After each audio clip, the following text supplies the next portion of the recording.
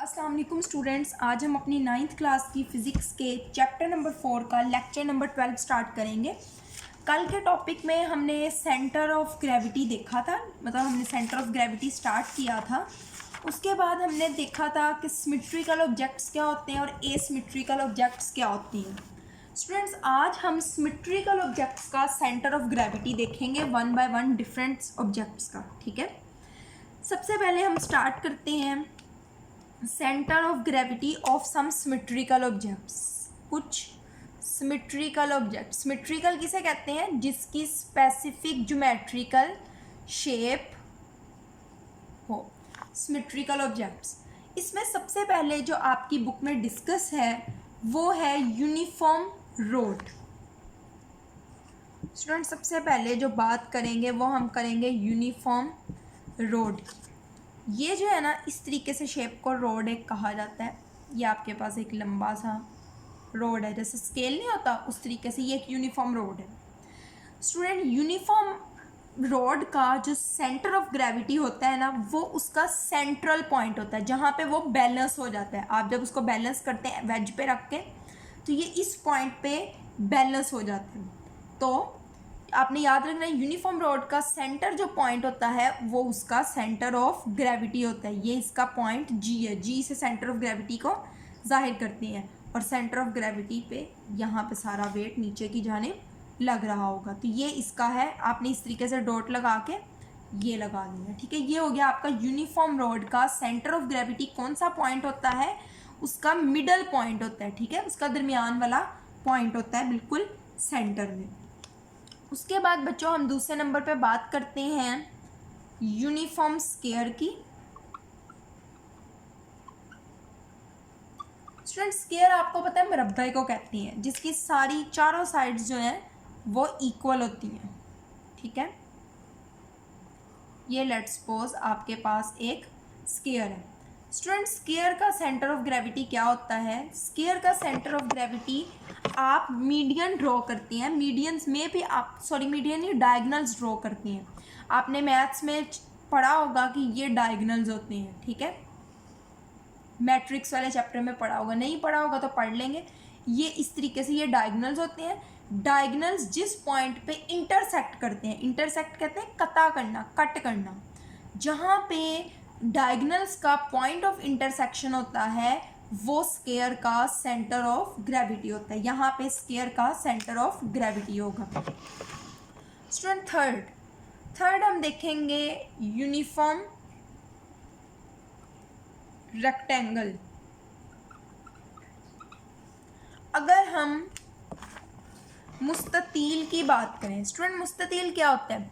जिसकी ये वाली दोनों साइड्स इक्वल हो और ये वाली दोनों आपस में इक्वल हो। स्टूडेंट्स, रेक्टेंगल का भी सेम वही होता है जो स्क्वायर का होता है। इसके भी हम डायगनल्स ड्रॉ करेंगे। डायगनल्स जिस पॉइंट पे इंटरसेक्ट करेंगे वो यूनिफॉर्म रेक्टेंगल का सेंटर ऑफ ग्रेविटी होगा। ठीक है, ये आपके 3 हो गए। उसके बाद स्टूडेंट हम सर्कुलर डिस्क का सेंटर ऑफ ग्रेविटी करेंगे। सर्कुलर डिस्क का हम सेंटर ऑफ ग्रेविटी करते हैं। स्टूडेंट्स, लेट्स सपोज ये आपके पास एक सर्कुलर डिस्क है। आप इस तरीके से लाइंस ड्रॉ करेंगे, जहाँ पे ये लाइंस इंटरसेक्ट करेंगी ये पॉइंट यूनिफॉर्म सर्कुलर डिस्क का सेंटर ऑफ ग्रेविटी होगा। उसके बाद स्टूडेंट अगर हम बात करें, बल्कि ठीक है स्टूडेंट्स, ये तो हो गया यूनिफॉर्म सर्कुलर डिस्क। अगर हम बिल्कुल इसी तरीके से बात करें किसी होलो स्फीयर की,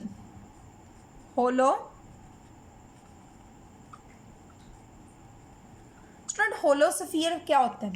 जो सब हमारे फ्रूट्स होते हैं, बॉल जो होती है, स्फीयर पूरा जो गोला होता है, उसका भी सेंटर ऑफ ग्रेविटी बिल्कुल इसी तरीके से होगा। सर्कुलर डिस्क होता है, जैसे आपकी सीढ़ी नहीं होती, तवा हो गया घरों में, ये होते हैं शेप यूनिफॉर्म सर्कुलर डिस्क की, सर्कुलर डिस्क जैसी। और होलो स्फीयर जो पूरा एक गोला होता है, खाली अंदर से खोखला होगा, उसका भी सेंटर ऑफ ग्रेविटी इस तरीके से मालूम किया जाता है। अब स्टूडेंट हम बात करते हैं सिलेंडर की।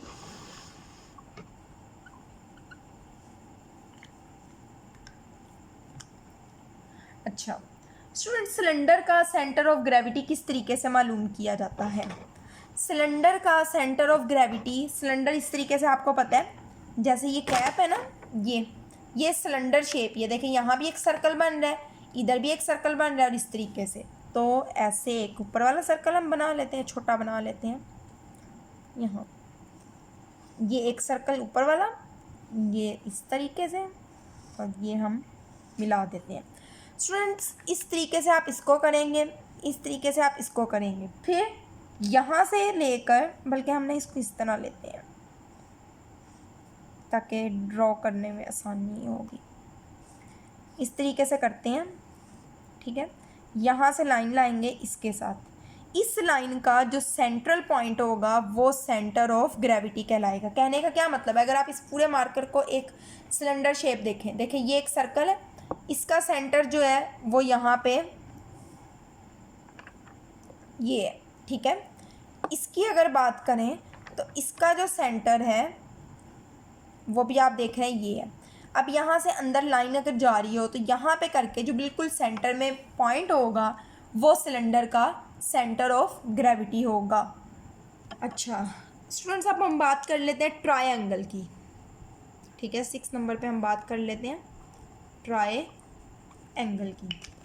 अब स्टूडेंट्स, ट्रायंगुलर शीट है, लेट्स सपोज आपके पास ये, आपने ट्रायंगल का ज्योमेट्री में, मैथ्स में पढ़ा होगा, मीडियन मालूम करते हैं। इधर से एक पॉइंट से लाइन ले जाते हैं बिल्कुल सामने, फिर इस कॉर्नर से भी हम बिल्कुल सामने लाइन ले जाते हैं, इस कॉर्नर से भी बिल्कुल सामने लाइन ले जाते हैं। सारी लाइंस जो है वो एक पॉइंट पे इंटरसेक्ट करती हैं, कट करती हैं, तो ये इसका सेंटर ऑफ ग्रेविटी होगा। अब स्टूडेंट्स, हम लास्ट जो हमारा पॉइंट रह गया है, हम बात करते हैं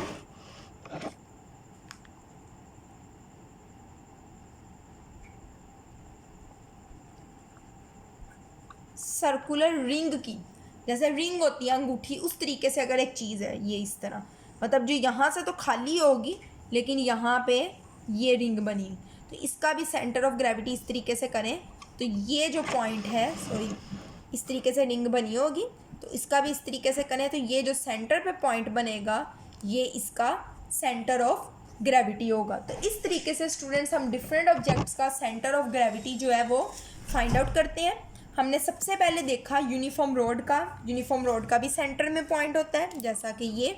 फिर हमने स्क्वायर का देखा, उसका जहाँ पे डायगोनल्स इंटरसेक्ट कर रहे होते हैं। फिर हमने सर्कल का देखा जहाँ पे ये इस तरह बन रहा होता है, ये रेक्टेंगल का, ट्रायंगल का, रिंग का, सिलेंडर का। स्टूडेंट्स, अब आप ये जब पूरा पैराग्राफ पढ़ेंगे तो ये 1 बाय 1 सबका दिया हुआ है। जैसा कि सबसे पहले यहाँ तक जो है, इधर आप हेडिंग बना लेंगे यूनिफॉर्म रोड की, यहाँ पे स्क्वायर और रेक्टेंगल की, फिर उसके साथ उसकी डायग्राम बना लेंगे। फिर आगे देखिए यूनिफॉर्म सर्कुलर डिस्क का दिया हुआ है जिसमें बी डायग्राम आनी है, फिर आप साथ ये डायग्राम बना देंगे। उसके बाद सॉलिड स्फीयर और होलो, उसकी भी हेडिंग बना के सेम डायग्राम, ठीक है, भी रेक्टेंगल वाले में बना देंगे। उसके बाद यहाँ पे ट्रायंगुलर शीट की बात है, ट्रायंगल शीट वाली लाइन लिख के मीडियन जहाँ इंटरसेक्ट होता है उसके साथ ये डायग्राम बना देंगे। सेम सर्कुलर रिंग की बात करके हेडिंग बनाएंगे, ये वाली लाइन लिख के साथ ये बना देंगे। देन आप लास्ट में होलो सिलेंडर वाली लिख के और साथ आप ये ड्रॉ कर देंगे। तो स्टूडेंट्स, ये तो हो गया हमारा सिमेट्रिकल ऑब्जेक्ट्स। अब एसिमेट्रिकल ऑब्जेक्ट्स क्या होते हैं, जिसकी कोई भी स्पेसिफिक ज्योमेट्रिकल शेप नहीं होती, उसका सेंटर ऑफ ग्रेविटी किस तरह मालूम किया जाता है, इंशाल्लाह ये हम कल के टॉपिक में, कल के लेक्चर में कवर करेंगे। आज के लिए इतना ही। अल्लाह हाफिज़।